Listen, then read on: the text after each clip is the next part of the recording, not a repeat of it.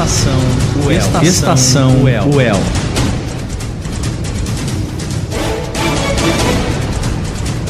Nos trilhos da notícia.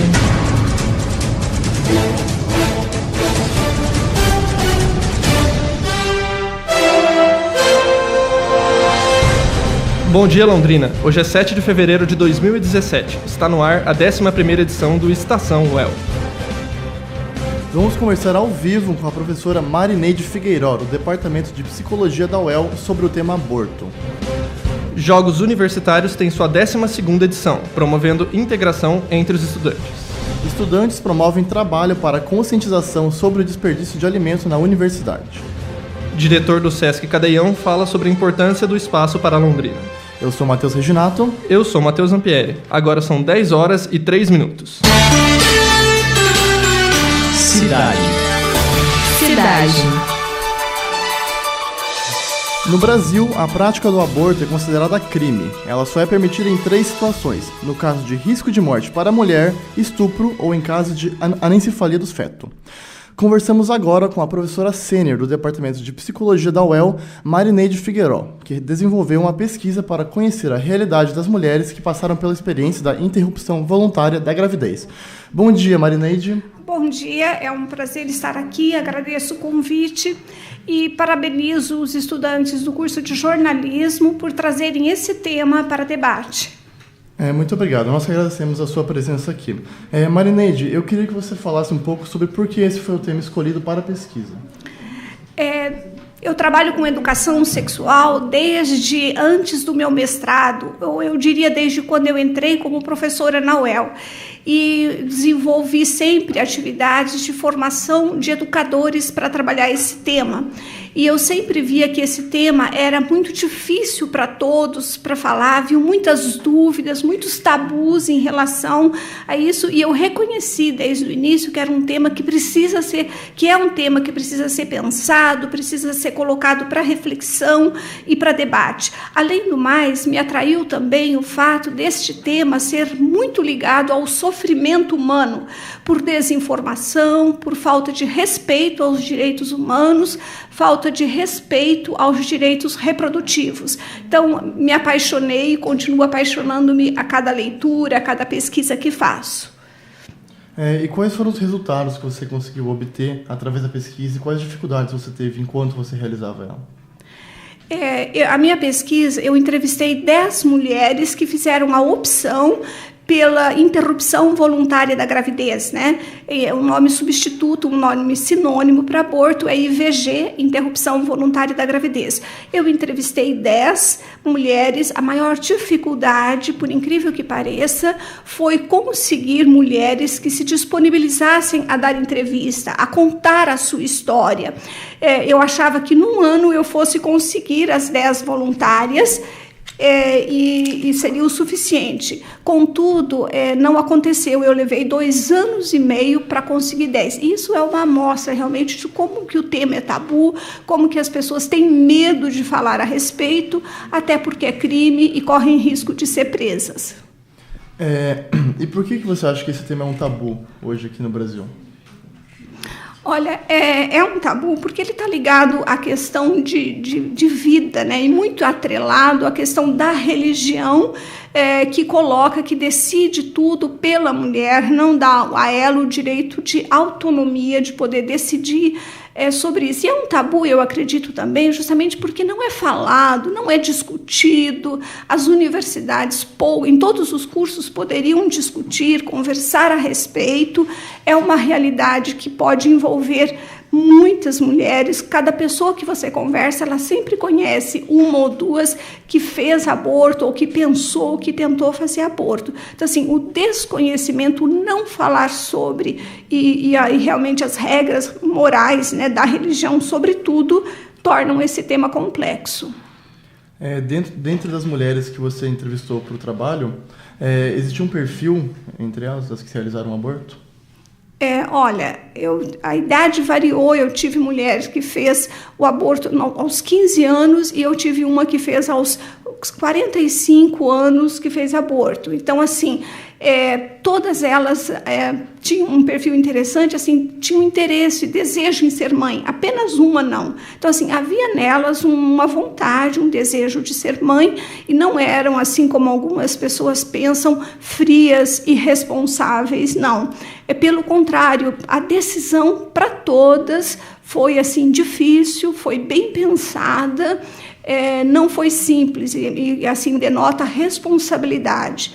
Todas relataram, quando durante a entrevista, apareceram mais de 3 motivos, para cada uma apareceram mais de 3 motivos, como, por exemplo, às vezes a preocupação em interromper o estudo, a dificuldade de conseguir trabalho, o medo da reação dos pais, bastante presente. Então, assim, quando mais do que um motivo aparece, é sinal de que foi bem pensado e é uma decisão sofrida. Para todas elas, as 10 entrevistadas, não foi uma decisão simples, foi uma decisão sofrida. Contudo, muito interessante que 7 delas, assim, após a decisão, após a realização do aborto, e até os dias de hoje se sentem bem consigo próprias, né? Não trouxe perturbações, ao contrário do que as pessoas imaginam.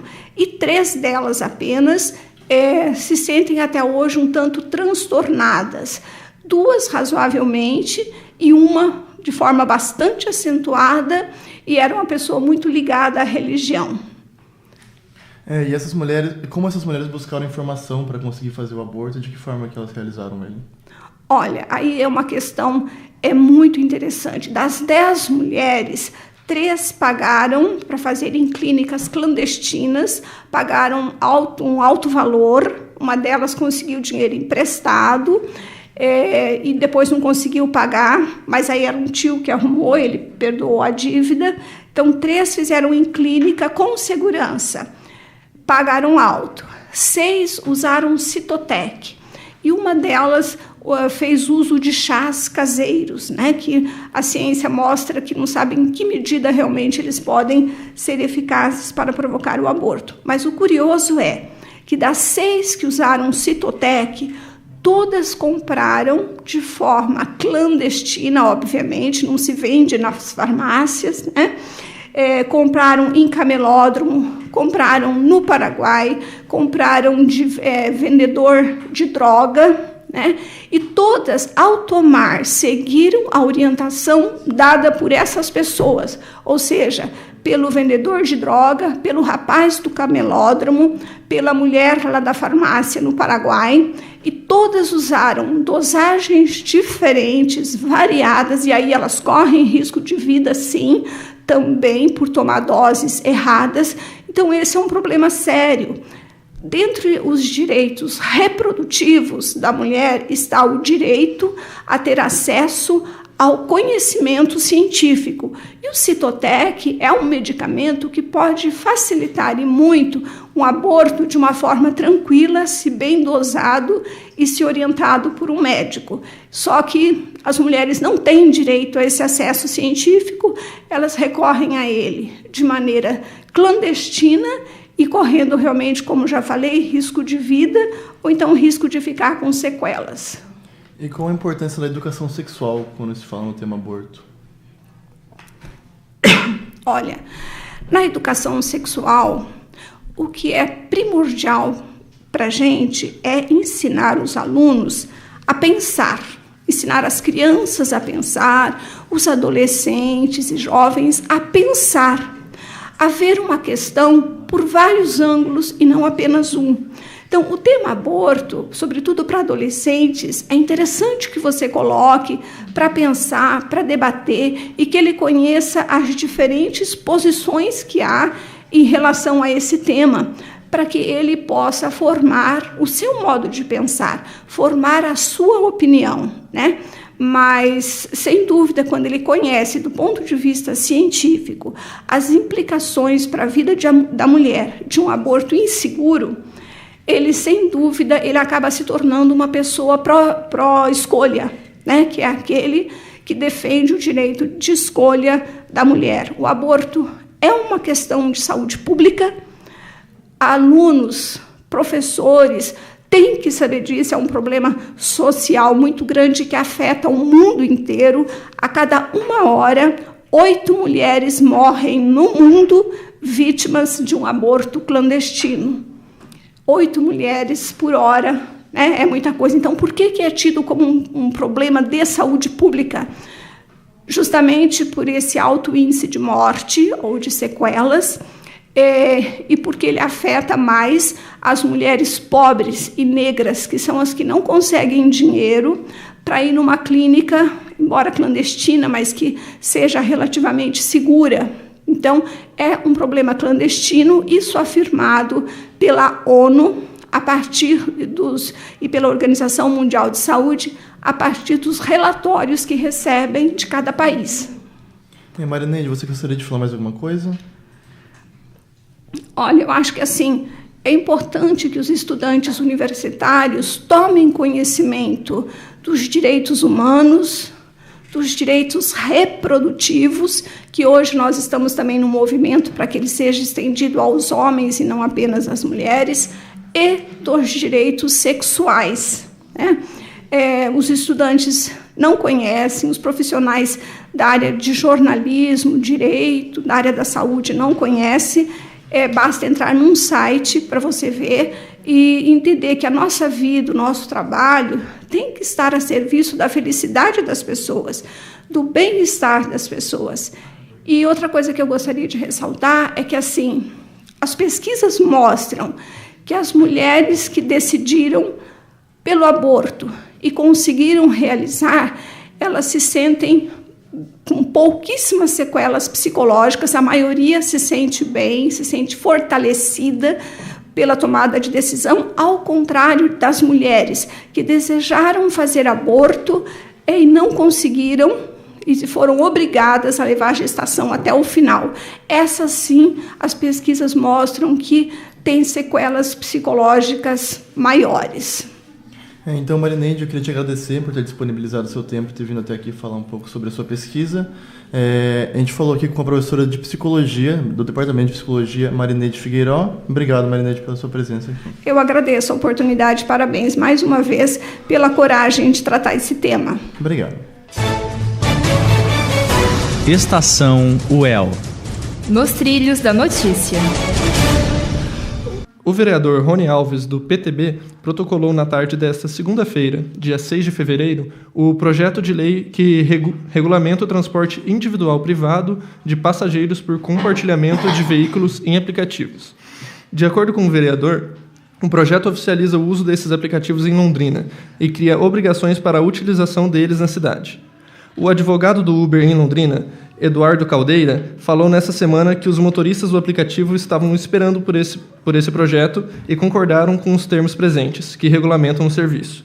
O objetivo é incentivar os novos modais de transporte e a mobilidade urbana do município de Londrina, assegurando a livre concorrência e transparência desses serviços de compartilhamento, garantindo mais segurança e confiabilidade. Política. A Câmara deve eleger hoje os membros da Comissão de Ética. Na quinta-feira passada, foi realizada a primeira sessão ordinária do ano, mas nenhum parlamentar demonstrou interesse. O presidente da Câmara, Mário Takahashi, do PV, concordou que estudassem a questão para propor os indicados na reunião seguinte. Caso não haja comum acordo entre os vereadores, é tarefa do presidente realizar a indicação direta dos membros. O presidente acredita que a comissão seja eleita sem dificuldades.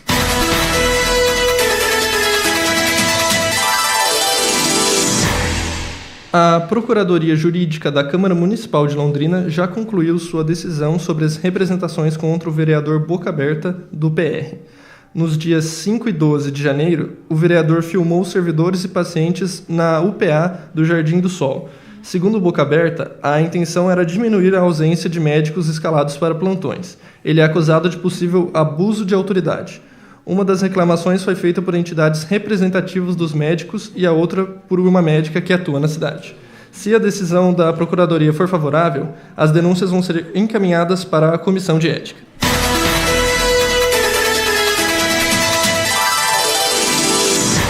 O Tribunal de Contas do Estado do Paraná enviou uma medida cautelar à Prefeitura de Londrina. A medida pede que seja suspensa uma licitação destinada à contratação de uma empresa para prestar serviços de manutenção de veículos. A Prefeitura informou que ainda não foi informada oficialmente da decisão do TCE Paraná, mas ressaltou que as determinações vão ser atendidas. Mesmo sem licitação, os serviços de manutenção da frota não foram paralisados. O TCE-PR determinou que a Prefeitura apresente justificativos e documentos em 15 dias.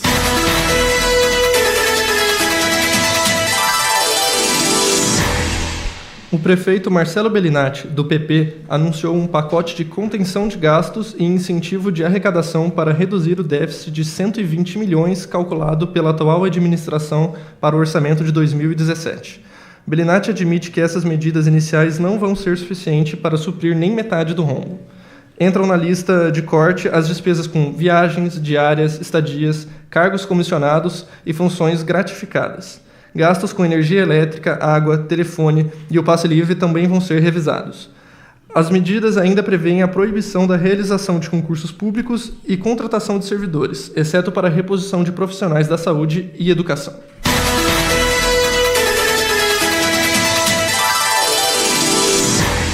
O presidente Michel Temer indicou ontem o atual ministro de Justiça, Alexandre de Moraes, para ocupar uma vaga no Supremo Tribunal Federal. O anúncio foi feito pelo Palácio do Planalto por meio do porta-voz da presidência, Alexandre Parola. Com a indicação, Moraes é o nome do governo para substituir o ministro Teori Zavascki, que morreu em um acidente aéreo em Paraty no dia 19 de janeiro. Moraes ainda precisa ser sabatinado pela Comissão de Constituição e Justiça do Senado e depois aprovado pelos senadores.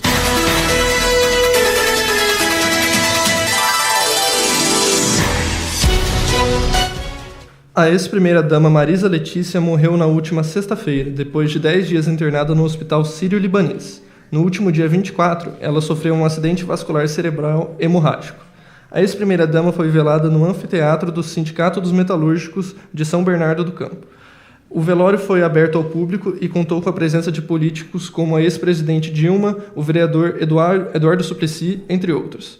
O senador Lindbergh Farias, do PT do Rio de Janeiro, afirmou que a ex-primeira-dama Marisa Letícia foi vítima de perseguição, o que teria contribuído para agravar seu estado de saúde. Uma foto tirada de Lula e Marisa durante a viagem à Turquia estampou o local. O caixão foi coberto com uma bandeira do Brasil e do PT. Um mural foi instalado na entrada do sindicato para que as pessoas registrassem mensagens de pesar pela morte de Marisa e de apoio ao ex-presidente Lula. Esportes. O Londrina perdeu para o Toledo na tarde desse domingo, dia 5, pelo placar de 2-1.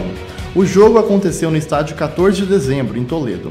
O confronto faz parte da terceira rodada do Campeonato Paranaense. Com o resultado, o Londrina estaciona no ponto conquistado no empate na estreia da competição. Já o Porco soma 4 pontos no torneio. Londrina e Toledo tiveram os jogos da segunda rodada adiados e tem um jogo a menos na competição. O Tubarão vai enfrentar o Rio Branco no dia 15, após a equipe Alves Celeste entrar em campo pela Primeira Liga. Já o Toledo teve o jogo adiado por conta do confronto do Atlético Paranaense na Libertadores.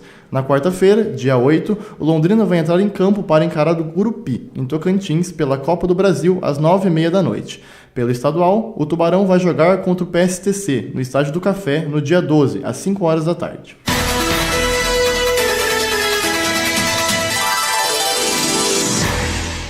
O técnico Rogério Ceni apontou os erros do São Paulo na derrota por 4-2 para o Osasco Audax, nesse domingo, na estreia do Paulistão. Após fazer seu primeiro jogo oficial como treinador, Ceni afirmou que a falta de comunicação entre os jogadores é um dos problemas da equipe. Desde que assumiu, o técnico trabalha nos treinamentos cobrando mais comunicação entre os atletas. O São Paulo voltou a treinar na tarde desta segunda-feira no CT da Barra Funda. O próximo jogo vai acontecer quinta-feira, às 9h30 da noite, contra o Motoclube no Maranhão.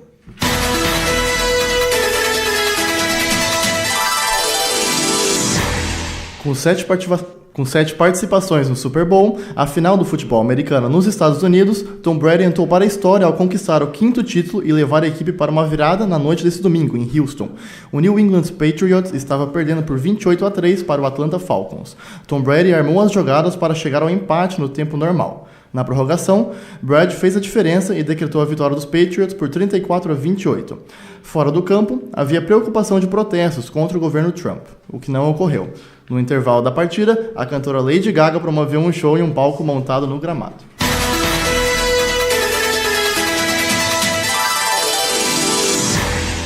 Chega a 12ª edição do torneio de futsal da UEL. O repórter Marcelo Silva conversou com alguns dos competidores.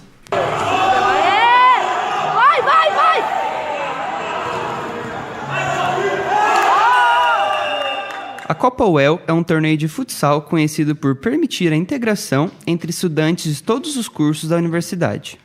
Neste ano, o campeonato chega à sua 12ª edição. O estudante de esporte Nicolas Treviso, de 21 anos, é um dos organizadores do evento. De acordo com ele, o número de equipes participantes diminuiu em comparação com os outros anos. Olha, diminuiu. Por incrível que pareça, diminuiu. A gente tem que fazer um relatório dessa competição, pela disciplina. Então, já teve relatório que a gente estudou que tinha mais de 50 equipes inscritas, entre masculino e feminino. Isso nesse ano ou lá no começo? Não, em 2012, 2010. E agora, você teria uma noção, mais ou menos, de quantas pessoas, quantos times? Esse ano entraram 24 equipes no masculino e 8 no feminino. A gente fez 8 grupos de 3 no masculino, classificam os 2 primeiros de cada grupo. No feminino, 2 chaves de 4, passam as 2 melhores. Segundo Treviso, um dos objetivos da Copa UEL é arrecadar fundos para a Atlética de Esporte. O dinheiro arrecadado é usado para bancar a participação em outros campeonatos. É poder fazer um caixa, porque como a Atlética organiza, antes era feito para a comissão de formatura da turma. Só que como a Atlética agora, como esse dinheiro entra em caixa, a gente acaba investindo em outras competições. Por exemplo, no começo do ano, no começo da competição, teve a Copa Unicinos, que é uma competição que a gente tem que ir para Porto Alegre para disputar.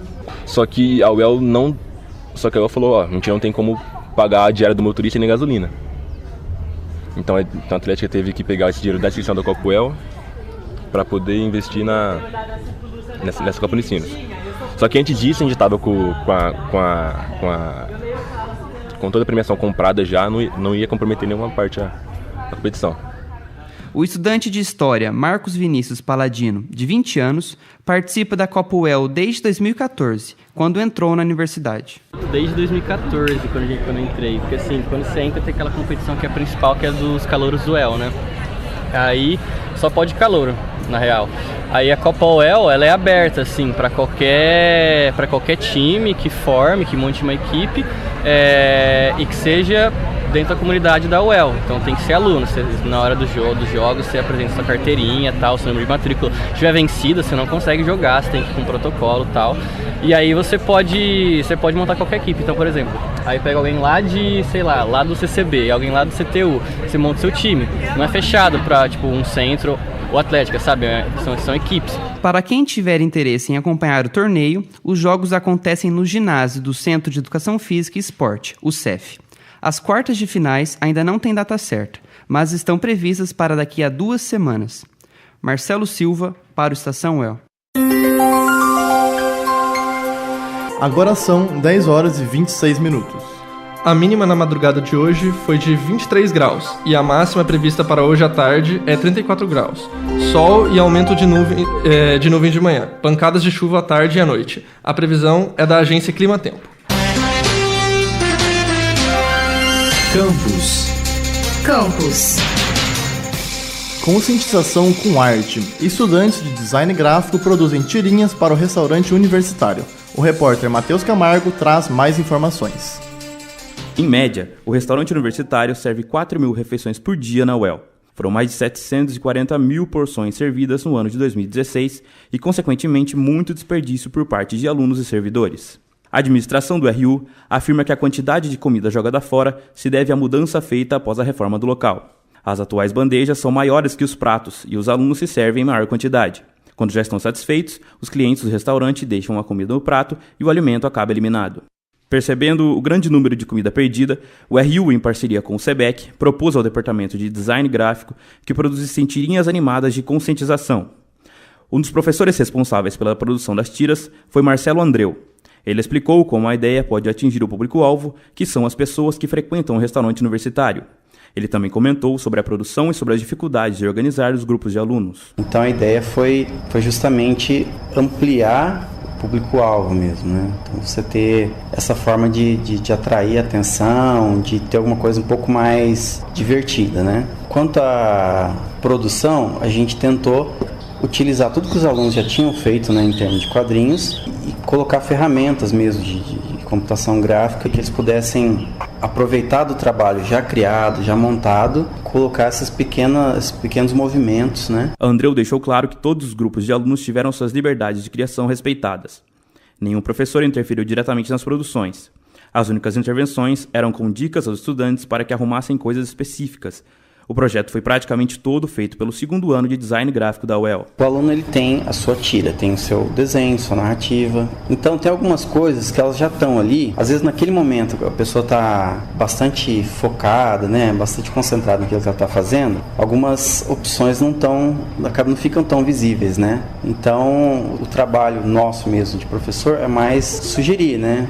E se determinado ponto tivesse um movimento? E se aqui tivesse alguma luz? Se aqui tivesse... Então, na verdade, é criar problemas, né? Então, você cria alguma coisa ali e sai. Aí, quando você volta, a cabeça do estudante e tal já está rodando, pensando mil coisas, então ele já tem um monte de ideias, né? Os estudantes Guilherme Lopes e Mariane Okimoto fizeram parte do trabalho e demonstraram satisfação. Para eles, a oportunidade de trabalharem em vários grupos e de estarem em contato com a prática da futura profissão foram os maiores desafios. Bom, na verdade teve mais de 2 bimestres, né, para fazer todo o processo, porque tem a parte de briefing, que é para coletar os dados, fazer entrevista e tudo mais, para saber o tema, o que vai ser tratado, como que vai ser o roteiro e toda essa análise primeiro, para saber que tipo de fonte vai usar, que tipo de estilo vai usar e tudo mais. E no final das contas, cada grupo resolveu fazer as tirinhas de um jeito diferente, tipo, cada um escolheu o seu estilo. No nosso a gente pegou e a gente escolheu uma pessoa só para desenhar a nossa tirinha, fazer um estilo só. Mas teve grupo que resolveu juntar, fazer aquarela com outras coisas. O restaurante universitário da UEL vem tomando uma série de medidas para diminuir o desperdício de comida. Além das tirinhas, vários cartazes estão espalhados pelo local e pelo campus. A administração incentiva que os alunos e servidores aconselhem seus amigos a se servirem em porções menores, já que atualmente é permitido que a refeição seja repetida. Matheus Camargo, para o Estação UEL. Estão abertas desde ontem, dia 6, as inscrições para a seleção de candidatos ao cursinho pré-vestibular da UEL, o CPV.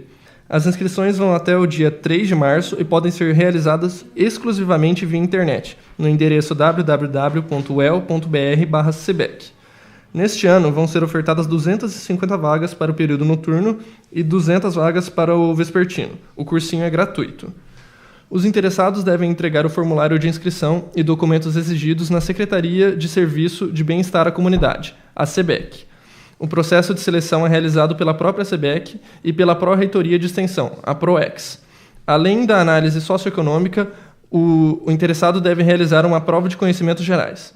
O resultado final da seleção sai no dia 30 de março, a partir das 5 horas da tarde. As aulas do cursinho começam no dia 3 de abril. Para mais informações, consulte o site da SEBEC, www.uel.br/SEBEC com C mudo.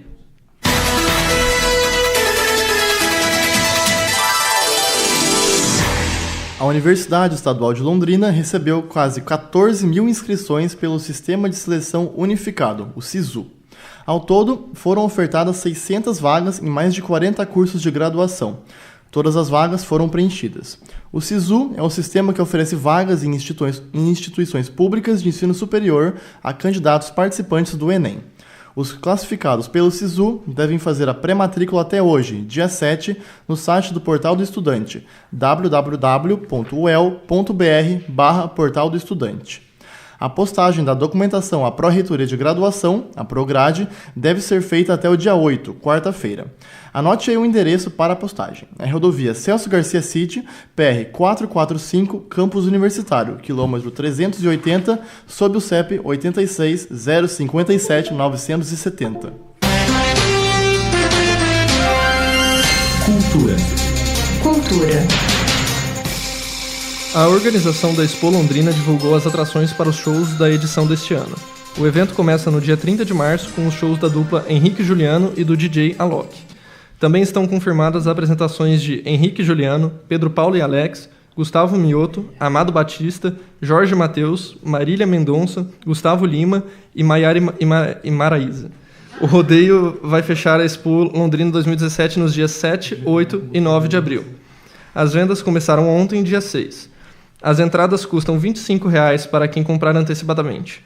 Os preços aumentam quando o primeiro lote esgotar. Os ingressos podem ser comprados no Boulevard Londrina Shopping, nas bilheterias do Parque Ney Braga ou pelo site www.expolondrina2017.com.br.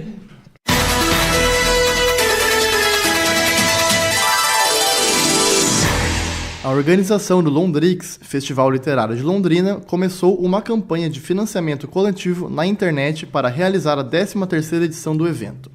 O objetivo da campanha é arrecadar R$ 30 mil, porque o Londrix não foi aprovado neste ano pelo PROMIC, o Programa Municipal de Apoio à Cultura. O festival costuma ter uma semana de programação com convidados, palestras, exposições, oficinas, saraus e lançamentos. As colaborações de qualquer valor podem ser feitas por boleto ou cartão de crédito pelo site www.vaquinha.com.br/vaquinha/colabore com o Londrix.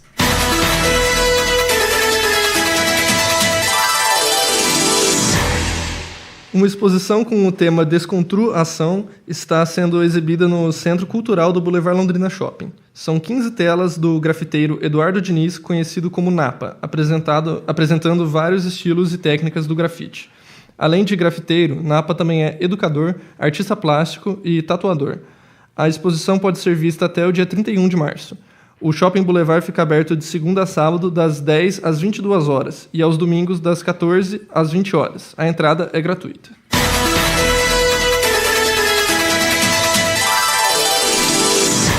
O Sesc Cadeião Cultural é um dos principais espaços culturais de Londrina. A repórter Isabela Torezan traz informações sobre o funcionamento e a história do local. A população consumidora de cultura em Londrina é muito pequena. Essa é a opinião de Alexandre Simeone, gerente do Sesc Cadeião Cultural desde a sua inauguração em dezembro de 2014. Segundo ele, a ideia do espaço é trazer a família e criar o hábito no público de pensar no local como uma opção de lazer. O Sesc Cadeião Cultural oferece aulas de música, teatro e artes visuais, e tem uma programação semanal de cinema, teatro, música e bate-papos, além de um café-escola. Alexandre Simeone explica sobre a revitalização e idealização do Cadeião, que era um antigo presídio da década de 40. Bom, o principal objetivo do Sesc Cadeião Cultural, a princípio, foi transformar um espaço histórico da cidade, como era a cadeia de Londrina, transformar esse espaço num espaço de cultura. Então era um espaço degradado, um espaço que a princípio quase foi demolido e que uma grande parte da população achava que era um prédio que não precisava ficar erguido, né? E hoje a gente vê que é o contrário, que ele é parte da história de Londrina. Então nós fizemos toda uma transformação em todos os espaços. Quem entra no espaço hoje nem lembra que é uma cadeia, mas a gente manteve a história. Então nós temos 2 celas que estão do jeito que a gente recebeu, a gente tem alguns pisos também que nós mantivemos, um pedaço de parede que nós mantivemos, porque a gente entende que, apesar de ser uma história que não é uma história bonita de se contar, né, são histórias tristes que a gente tem aqui, mas faz parte da história da cidade. Em 1994, houve uma tentativa de demolição do prédio, impedida por estudantes, professores e jornalistas. Depois disso, o prédio ficou fechado até 2014, quando foi reaberto já como Sesc Cadeião Cultural. Simeone fala também sobre a importância desse espaço para Londrina. A grande importância que ele tem para a cidade é que é um espaço cultural com uma programação ativa, com um horário definido, que funciona aos finais de semana. Um equipamento cultural hoje com uma característica que a gente não tinha em Londrina até hoje. Então, a gente tem equipamentos culturais como o museu, como alguns teatros municipais, como o Zaqueu, que eles não têm um funcionamento regular, infelizmente. Então você não sabe exatamente em que horário você pode ir lá, ou o horário é muito reduzido. né? Como aconteceu, as bibliotecas estão com horários reduzidos, o próprio Museu de Arte, ele tem um horário reduzido, ele não funciona aos finais de semana. Na semana passada, foi inaugurada uma nova unidade do Sesc Londrina nos 5 conjuntos. No lugar de um campo de futebol, a comunidade agora conta com um complexo esportivo, uma academia e escola de educação infantil. Também na semana passada, se encerrou a Semana de Arte do Sesc Cadeão Cultural, a primeira atividade formal do espaço no ano. Segundo o gerente Alexandre Simeone, o público esse ano foi maior que o do ano passado, e os cursos tiveram todas as vagas preenchidas. A Semana de Arte eu acho que foi muito importante, primeiro porque nós trouxemos o Davi Magila, que fez a nossa exposição no nosso espaço principal. Foi uma exposição pensada para o Cadeião, foi uma exposição onde ele estudou um pouco a história do Cadeião Cultural, do Cadeião, no caso, para fazer no Cadeião Cultural, e ela é inspirada mesmo na história do prédio. Isso é a principal importância, assim, é um espaço grande, é uma exposição grande e bem interessante, bem crítica também. Além disso, os cursos que nós tivemos foram interessantes, cursos para criança, cursos para adultos. É uma semana onde na verdade, a nossa primeira atividade formal do ano, além das atividades de férias que nós temos, né, em janeiro inteiro, mas a Semana de Arte abre o nosso calendário de eventos artísticos e culturais. Então acho que é importante essa mobilização, começar a movimentar a cidade, mesmo num período que seja fora, às vezes, do período já de aulas, né? Mesmo com o sucesso da Semana de Arte e com o aumento da movimentação no espaço desde a inauguração, Simeone admite que o público que atende às atividades regulares ainda é pequeno. Ele explica que o Sesc Paraná não tem uma verba definida para divulgação e que esse é um problema de todo mundo que produz cultura. Eles dependem, então, da divulgação espontânea para tentar cumprir o objetivo a que o Cadeão Cultural se propõe: aumentar o consumo de cultura do público londrinense. Acho que nós temos que ampliar esse público, e temos possibilidade de ampliar. É o que a gente tenta fazer aqui no Cadeião. Por isso, essa programação que é para a família, que é para mostrar que o pai pode trazer o filho, e o filho, então nós estamos preparando o filho para que ele seja esse apreciador de cultura, esse consumidor de cultura. O Sesc Cadeão Cultural fica na Rua Sergipe, número 52, está aberto ao público de terça a sexta-feira, das 10 às 21 horas, e aos sábados e domingos, das 10 às 18 horas. Informações pelo telefone 3572-7700. Isabela Torezan, para a Estação UEL. Estação UEL. Nos trilhos da notícia. Você ouviu nesta edição: discussão sobre aborto com a professora da UEL, Marineide Figueiró. Estudantes da UEL falam sobre a 12ª edição do torneio de futsal. Projetos de estudantes promovem conscientização universitária. Sesc inaugura novo espaço, o diretor fala da importância de atividades culturais. Eu sou Matheus Reginato. Eu sou Matheus Ampieri, agora são 10 horas e 40 minutos. Estação UEL. Nos trilhos da notícia.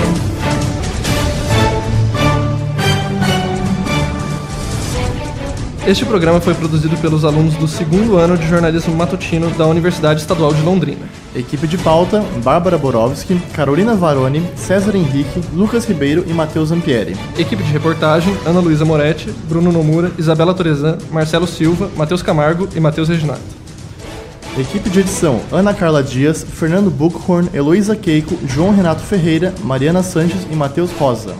Editores-chefes: Ana Carla Dias e Matheus Rosa. Monitoria: Leonardo Gravena. Com orientação do professor Dr. Osmani Costa e trabalhos técnicos de André Fiore e Bruno Cardial, 7 de fevereiro de 2017. O Estação UEL fica por aqui. Tenha um ótimo dia. Estação UEL. Nos trilhos da notícia.